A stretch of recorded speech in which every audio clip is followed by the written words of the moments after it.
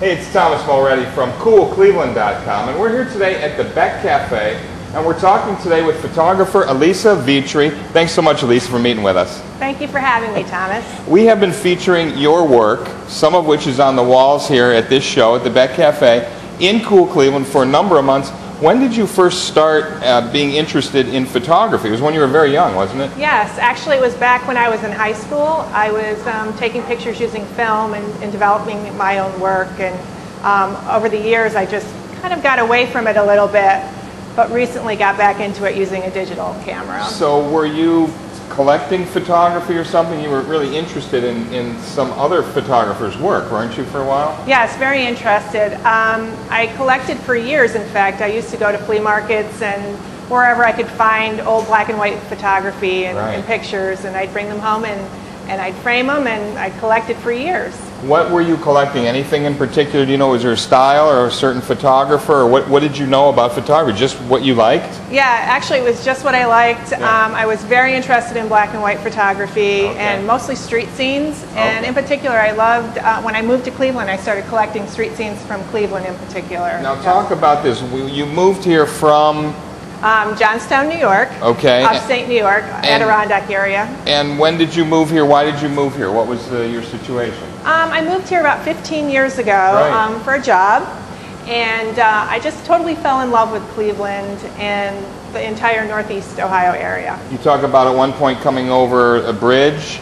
Yeah. Which one was it? The Hope Memorial. The Hope Memorial Bridge. Right. It was dusk, and I was coming across the bridge, and I just thought to myself, yeah, this is my new hometown. I just love it here. This is home, essentially. It really offers amazing visual stimulation, doesn't it? This sort of post-industrial landscape here, the architecture. Yeah. Oh, absolutely. I love it. There's so much to see in Cleveland, and I in particular love to go off the beaten track. And usually when I'm out and about at night in particular, I love to take a side street or take a new way home just to see what I can find. I'm really interested because we see such a variety. Let's go over to the other wall here and have a look at some of the work, because you've got everything from sort of some costume work that's from, it looks like an Asian festival or something, actually this was the 2011 Asiatown Festival here in Cleveland. Yeah, and this was a group of Indian dancers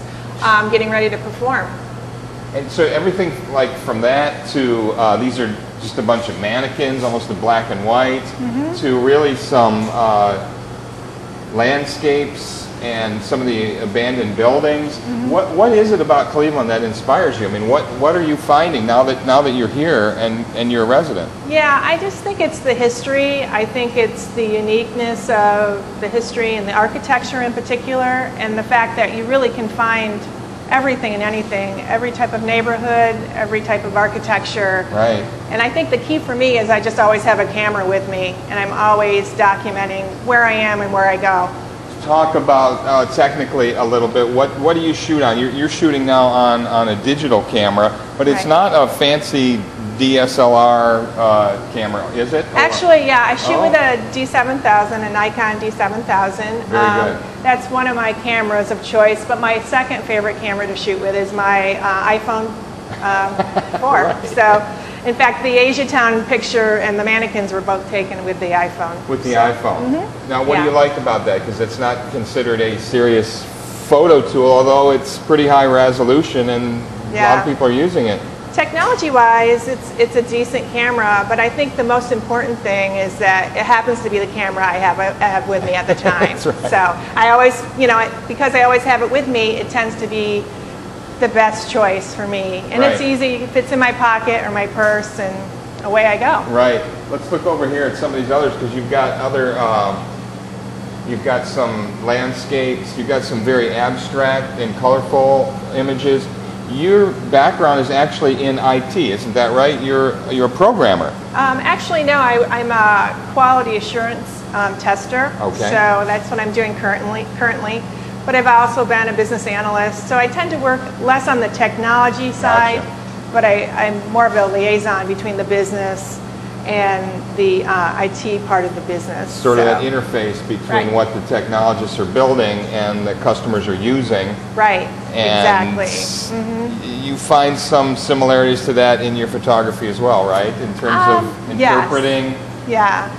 There's quite a bit of interpretation that goes on, so it's an opportunity to stop, kind of get a viewpoint that might be different than your own, and help other people see that viewpoint. Right. So it's one way of kind of relating the two things together. It's about perspective and viewpoint to you. It's about perspective and viewpoint, and it's also about really communication, because my job is really ineffective if I'm not communicating well. Right. And so this is one way to communicate for me.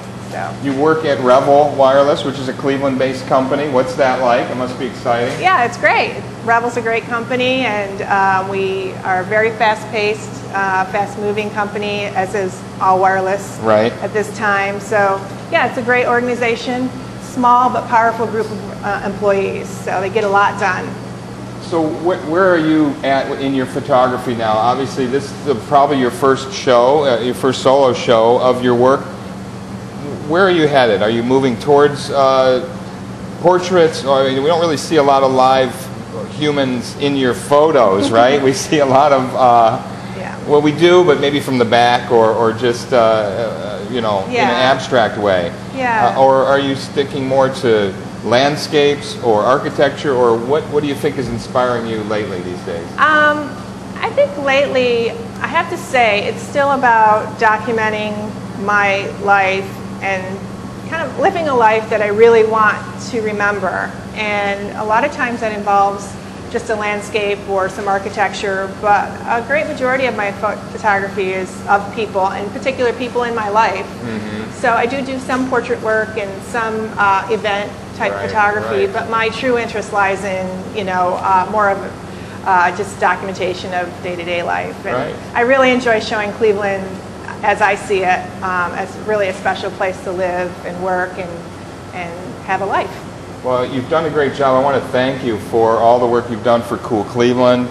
It's really, I think, put us on a whole other level when people open Cool Cleveland and see your work, which represents this region in a very unique way and multiple perspectives. Of course, Paul Sykes helped with this show here, Travel Art, and we're looking forward to your opening, so congratulations for everything, Elisa. Thank you so much for the opportunity. Thanks to Paul also. Thank you. Thanks for talking with us. Sure.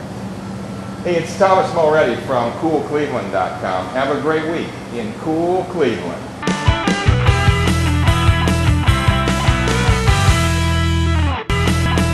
Love Cleveland.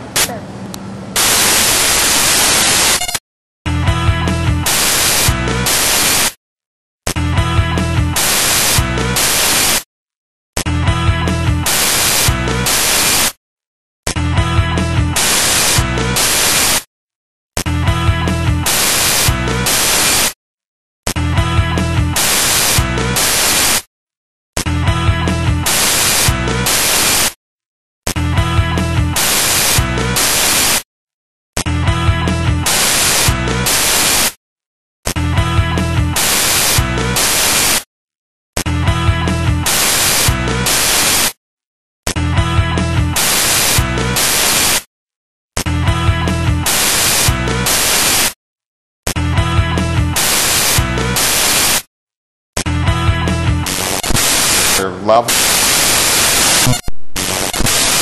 Love. Click. Click. Click. Click. Click. Click. Click. Click. Click. Click.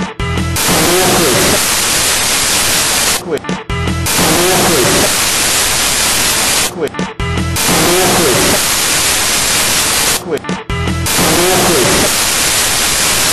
Click. Click. Click. Click.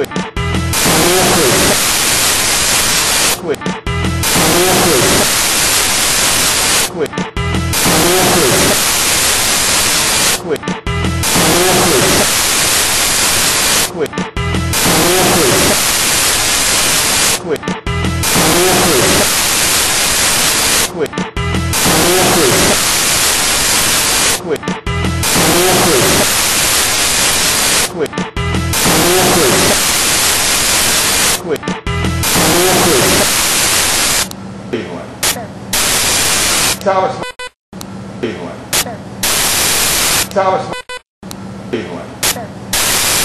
Thomas Cleveland. Thomas Cleveland. Thomas Cleveland.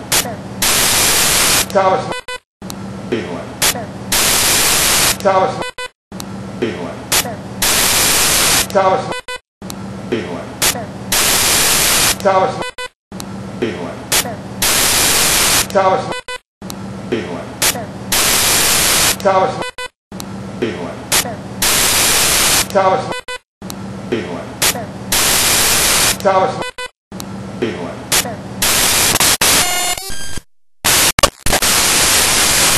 Quick. Quick. Quick. Quick. Quick.